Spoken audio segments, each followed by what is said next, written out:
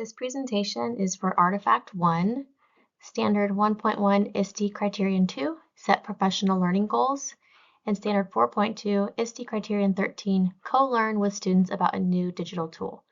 My name is Victoria Denker, and this is for ITEC 7500. Criterion 2, Set Professional Learning Goals. Throughout the courses I have taken, I have set various professional learning goals for myself, two of which include to design and implement an activity in which students must use a design process to create a solution to a real-world problem or situation, and for 100% of my students to have increased their technology proficiency and have digital literacy and digital citizenship as part of their learning experience. My first goal, to design or implement an activity in which students must use a design process. And to do that, we used Scratch Junior, which is a tool that I learned about in one of my classes. For this project, my students were required to first create a word problem with a character, setting, beginning, middle, and end. Then students used their word problem to block code a digital story on Scratch. Scratch is a kid coding technology tool that I learned about through the course ITEC 7485. I was interested in using this program with my students, so I reached out to my school's STEAM teacher who uses it often to get further understanding on how the website works and how best to implement it into my classroom. My second goal was for 100% of my students to have increased their technology proficiency and have digital literacy and digital citizenship as part of their learning experience. I achieved this goal by working closely with my mentor and by learning about and researching digital citizenship to develop lesson plans that address the various parts of digital literacy. After completing the modules necessary for ITEC 7455, my mentor, our school's media specialist, helped me create lessons on digital literacy, such as how to vet internet sources.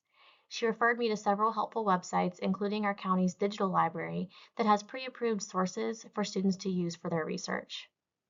Pictured below is a Lumia presentation that I used to teach my students about evaluating online sources.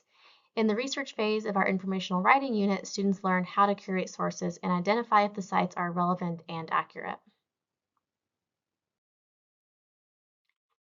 Students use this checklist to evaluate the sources found for their research, which I found this checklist through my research in looking through different sources.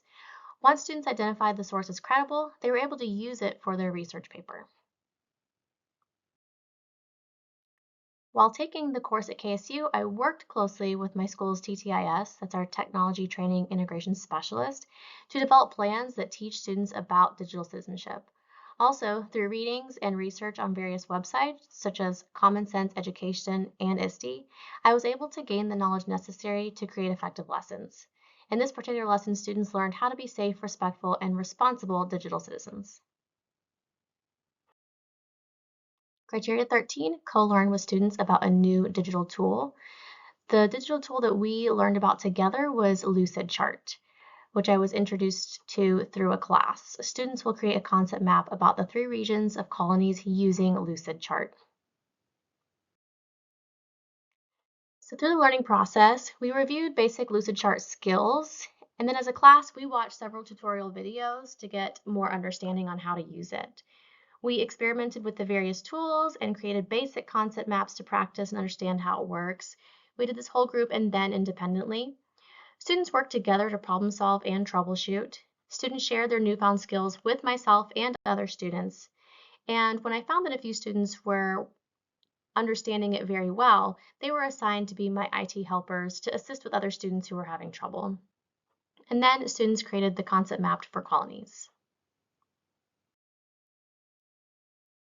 Some successes were that students were problem solving. They felt empowered as they worked through the tools on their own, and students were working collaboratively and having really good conversations and discussions.